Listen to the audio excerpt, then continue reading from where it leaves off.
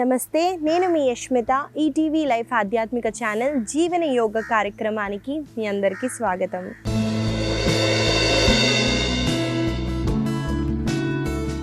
ఎలా ఉన్నారండి మీరంతా? నేనైతే చాలా బాగున్నానండి. మీరందరూ కూడా బాగుంటారు, ఎందుకంటే మీరు జీవన యోగాని అలవాటు చేసుకున్నారు కాబట్టి. ఇవాళ మన సాధన మొదలు పెడదామండి. ముందుగా ఒక ముద్రని నేర్చుకుందాం. దీన్ని కీచరీ ముద్ర అంటారండి. దీన్ని ఎలా అప్లై చేయాలో చూపిస్తాను. చూడండి, నాలుకని బయటికి తీసుకొని వస్తూ మనము టంగ్ని రోల్ చేస్తామండి. అంటే లోపల వైపు నుంచి ఇలా రోల్ చేస్తూ మనకి అప్పర్ మౌత్కి ఒక సాఫ్ట్ ప్యాలెట్ ఉంటుందండి, అక్కడ టచ్ అయ్యేలాగా మనము టంగ్ని లోపలికి తీసుకెళ్తాం.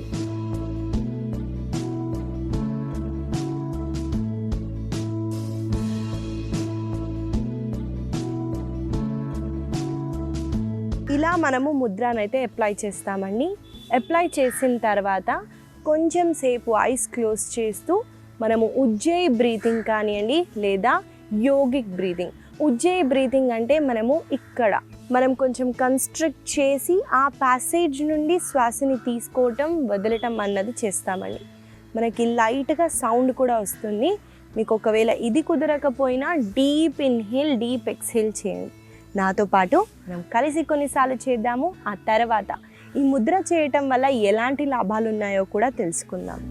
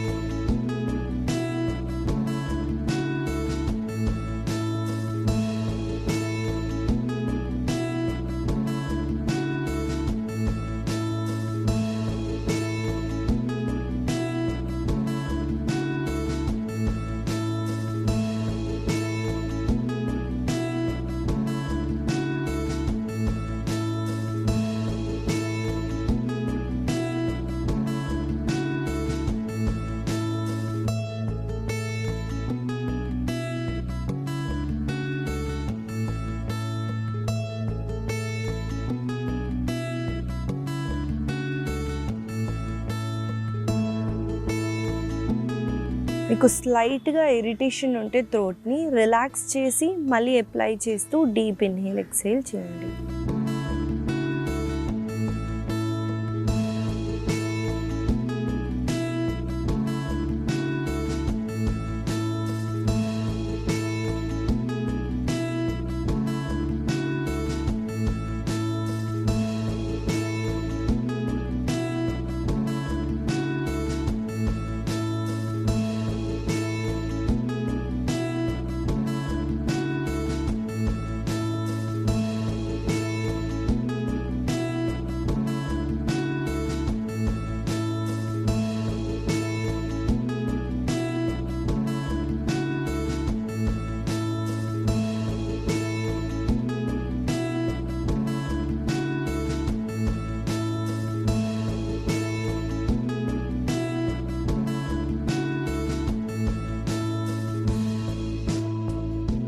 మెల్లగా రెండు చేతులని దగ్గరికి తీసుకొస్తూ పామ్స్ని ఇలా రబ్ చేస్తూ కళ్ళపైన పెట్టండి.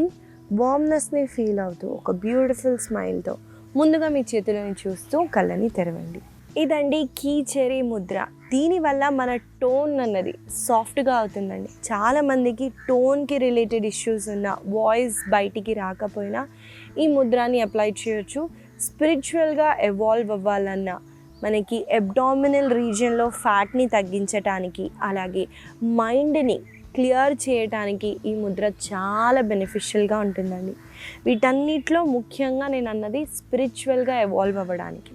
ఎందుకంటే ఋషులంటా అండి లోపల సాఫ్ట్ ప్యాలెటే కాదండి, మన పై భాగం ముక్కు పై భాగం వరకు టంగ్ని తీసుకెళ్ళి అలా ఈ ముద్రనైతే చేసేవాళ్ళు. మనం అలా చేయలేకపోయినా జస్ట్ టంగ్ని రోల్ చేసి ఎంతైతే అంత లోపలికి తీసుకెళ్ళటానికి ట్రై చేయండి. ఇదండి కీచరీ ముద్ర మనం ప్రాక్టీస్ చేసాము. అలాగే ఈ ముద్ర చేయటం వల్ల ఎలాంటి లాభాలు ఉన్నాయో కూడా తెలుసుకున్నాం కాబట్టి తప్పకుండా దీన్ని ప్రతిరోజు ప్రాక్టీస్ చేయండి. ఇవాళ మన ఆసన సాధనని మొదలు పెట్టేద్దాము. ముందుగా ఏ హ్యాండ్ సపోర్ట్ లేకుండా నిల్చోటానికి ట్రై చేయండి. ఇవాళ మనం మొదటిగా చేయబోయే ఆసన పేరు నటరాజాసన. చూసేద్దామండి. ఈ ఆసనాలో ఒక చిన్న వేరియేషన్ని ట్రై చేద్దాము. ముందుగా నన్ను చూడండి. నేను ఒక వైపున తిరుగుతూ 2 కాళ్ళని మోకాలని జోడిస్తూ తాడాసనాలో నిల్చున్న తర్వాత చూడండి, నేను నా ఎడమ కాళ్ళని వెనకాల వైపు నుంచి ఫోల్డ్ చేశాను. ఫోల్డ్ చేసిన తర్వాత మీ కాళ్ళని మీ చేతి దగ్గర పెట్టడానికి ట్రై చేయండి. ఇప్పుడు మెల్లగా కుడి కాళ్ళ పైన బ్యాలెన్స్ చేస్తూ కాళ్ళని పైకి ఇంకా వెనక్కి లిఫ్ట్ చేయడానికి ట్రై చేయండి.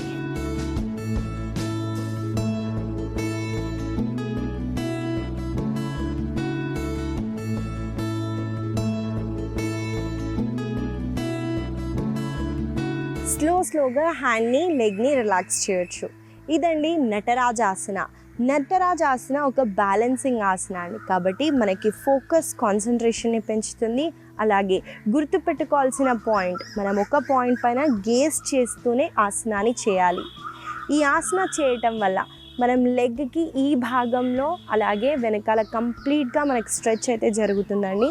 అలాగే మనం ఒక్క లెగ్ పైన బ్యాలెన్స్ చేస్తున్నాం కాబట్టి లెగ్ని స్ట్రెంగ్తెన్ చేస్తున్నామండి. మన షోల్డర్స్కి మంచి స్ట్రెచ్ ఉంటుంది. ఈ భాగంలో మనకి ఎక్కువగా స్ట్రెచ్ అనేది జరుగుతుంది. బ్యాక్ మజిల్స్ పైన కూడా కొంచెం ప్రెషర్ పడుతుందండి. కాకపోతే ఇంజ్యూరీ ఉన్న వాళ్ళు అవాయిడ్ చేయండి, లేదా ప్రతి ఒక్కరూ ప్రాక్టీస్ చేయొచ్చు. ఈ ఆసనాన్ని 2 వైపున కొన్నిసార్లు చేద్దాము. నాతో పాటు మీరు చేయండి.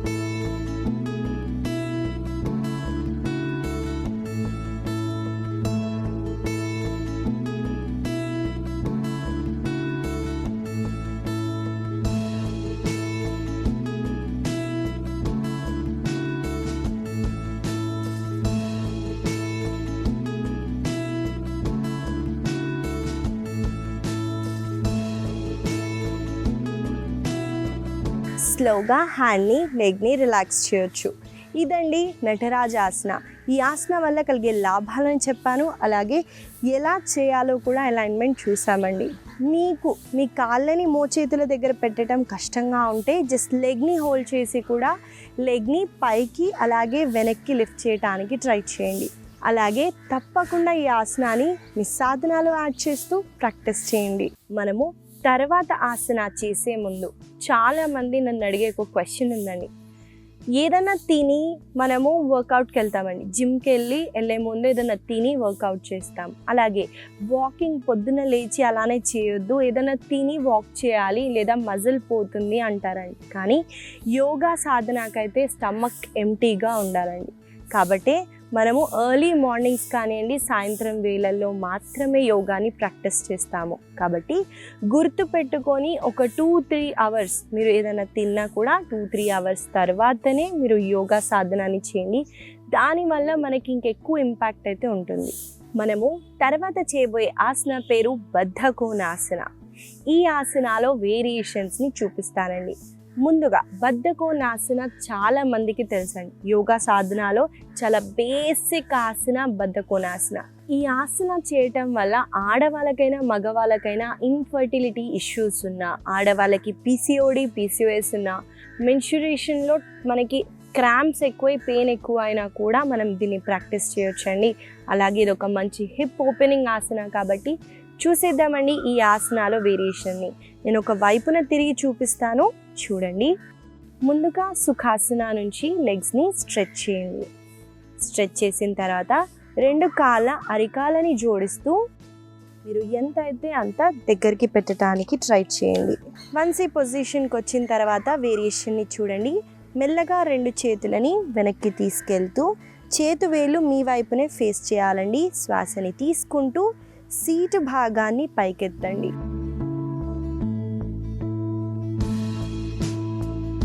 మళ్ళీ మెల్లగా శ్వాసని వదులుతూ డౌన్. మళ్ళీ శ్వాసని తీసుకుంటూ హ్యాండ్స్ని అప్ చేసి శ్వాసని వదిలేటప్పుడు ముందుకి బెండ్. శ్వాసని తీసుకుంటూ పైకి వచ్చేసి మళ్ళీ శ్వాసని వదలండి. శ్వాసని తీసుకుంటూ మళ్ళీ సీటుని పైకి.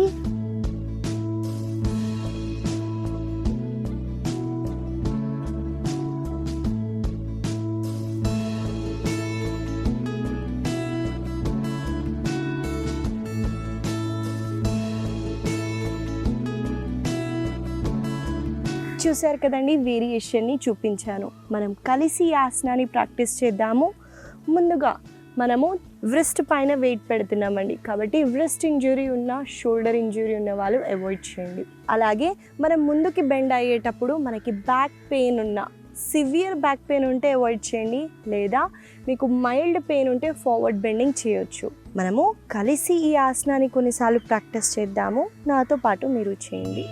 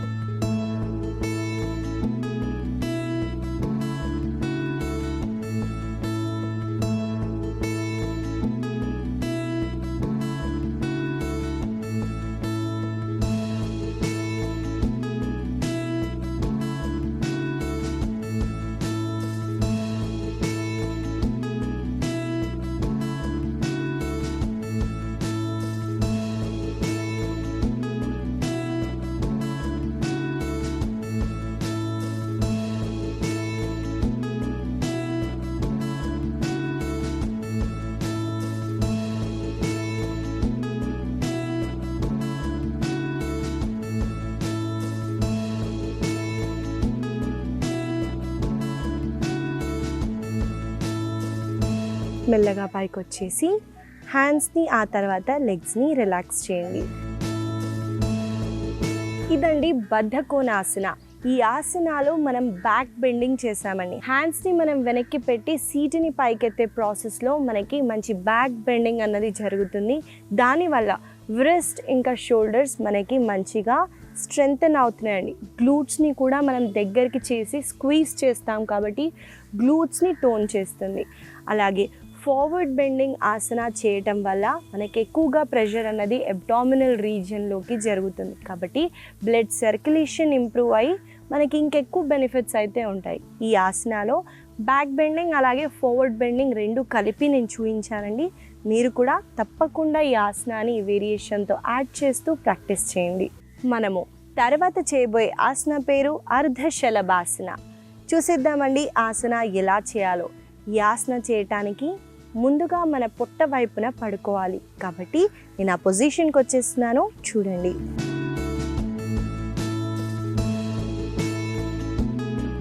ముందుగా మనం మన పొట్ట పైన పడుకుంటూ 2 చేతులతో ఆది ముద్రాని అడాప్ట్ చేయాలండి. చూడండి, బొటన వేళ్ళని లోపలికి, ఆ తర్వాత 4 వేళ్ళని ఇలా ఫోల్డ్ చేస్తూ ఆది ముద్రాని అడాప్ట్ చేస్తూ మీ తొడల కింద భాగంలో ప్లేస్ చేయడానికి ట్రై చేయండి.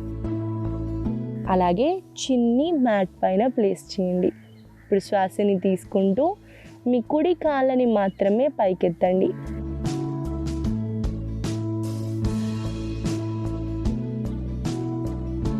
శ్వాసని వదులుతూ డౌన్.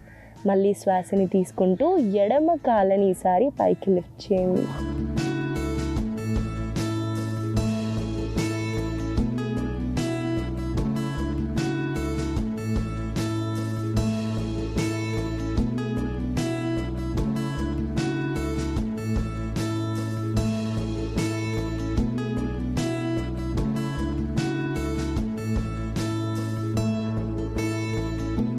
చూసారు కదండి, ఆసన ఎలా చేయాలో చూపించాను. మనం కలిసి ఆసనాన్ని ప్రాక్టీస్ చేద్దాము. హ్యాండ్ పొజిషన్ ఇది కష్టంగా ఉంటే జస్ట్ మ్యాట్ని కూడా ఇలా హోల్డ్ చేస్తూ కూడా చేయొచ్చండి, పర్లేదు.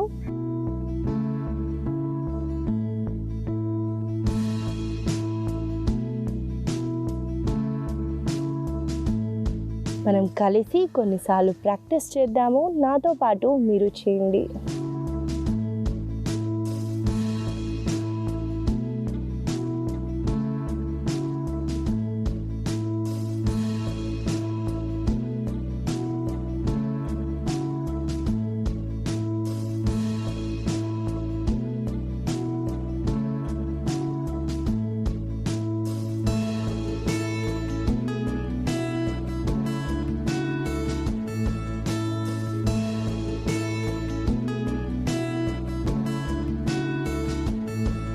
మెల్లగా మకరాసనాలో రెస్ట్ చేయొచ్చు.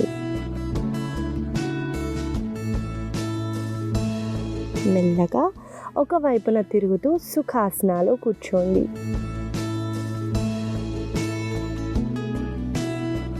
ఇదండి అర్ధ శలభాసన. మీరు గమనించినట్టయితే లెగ్ని నేను స్ట్రెయిట్గా అంటే మోకాలని స్ట్రెయిట్గా పెడుతూ పైకి లిఫ్ట్ చేశానండి.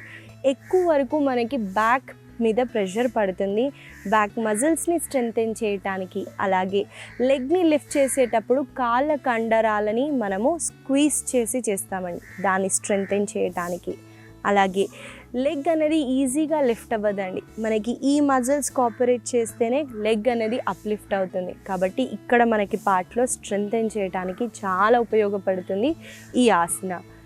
ఈ ఆసన వల్ల కలిగే లాభాలని కూడా తెలుసుకున్నాం. కాబట్టి తప్పకుండా మనము ప్రతిరోజు ఈ ఆసనాన్ని ప్రాక్టీస్ చేద్దాం. మనము తర్వాత చేయబోయే ఆసన పేరు సేతు బంధాసన. ఈ ఆసనలో వేరియేషన్ని చూసేద్దాము. ముందుగా ఈ ఆసన చేయటానికి మనము శవాసన నుంచి స్టార్ట్ చేస్తామండి. కాబట్టి నేను ఆ పొజిషన్కి వచ్చేస్తున్నాను, చూడండి. ముందుగా శవాసనలో రెస్ట్ చేస్తూ రెండు కాళ్ళని ఫోల్డ్ చేయండి. రెండు మోకాళ్ళు పైకి పాయింట్ చేసేలాగా పెట్టిన తర్వాత చూడండి, రెండు చేతుల సపోర్ట్ తీసుకుంటూ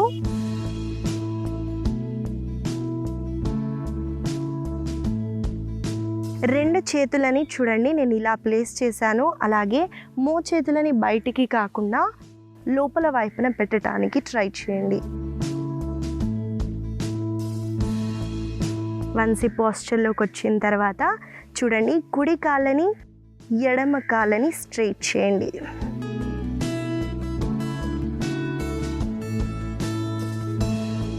మెల్లగా రిలాక్స్ అవ్వచ్చు.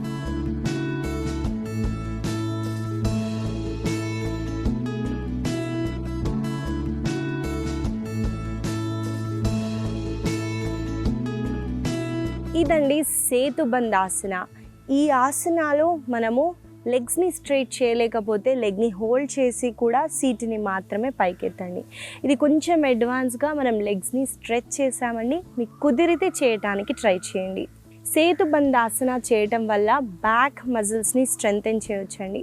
మనకి ఎక్కువగా భుజాల పైన కూడా పడుతుంది కాబట్టి మన షోల్డర్స్ని స్ట్రెంథెన్ చేయటానికి, అలాగే థైరాయిడ్ ఇష్యూస్ ఉన్న వాళ్ళకి కూడా చాలా బెనిఫిట్గా ఉంటుంది ఈ ఆసన.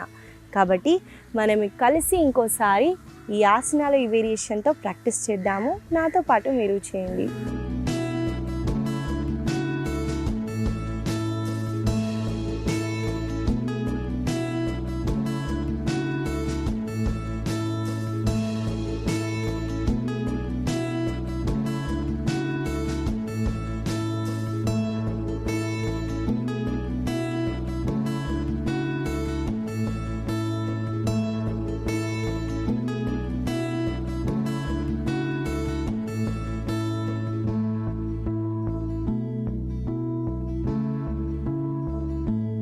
మెల్లగా శవాసనాలు కొన్ని క్షణాలు రెస్ట్ చేస్తూ రిలాక్స్ అవ్వండి.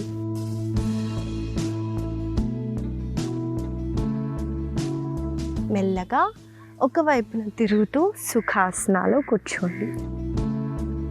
ఇవండి ఇవాళ మన ఆసన సాధన. మనం కొన్ని స్ట్రెంథనింగ్ అలాగే ఫ్లెక్సిబిలిటీ పెరగడానికైతే చేశాము. వీటిని గుర్తుపెట్టుకుంటూ రోజు పొద్దున్న సాయంత్రం వేళల్లో తప్పకుండా ప్రాక్టీస్ చేయండి. ఇవాళ నేను మీకు ఇచ్చే చిన్న సలహా ఏంటంటే అండి, చాలామందికి హెయిర్ ఫాల్ ఎక్కువ అయ్యి మనకి ఇలాంటి ఇష్యూస్ ఉన్న వాళ్ళకి, లేదా హెయిర్ తొందరగా గ్రే అవుతుంది అని మనకు అర్థం అవుతుంటే, ఏజ్ చాలా చిన్నదైనా గ్రే హెయిర్ వస్తుంది అనుకోండి, మీరు తప్పకుండా నల్ల నువ్వులని ఎక్కువగా డైట్లో తీసుకోవటానికి ట్రై చేయండి.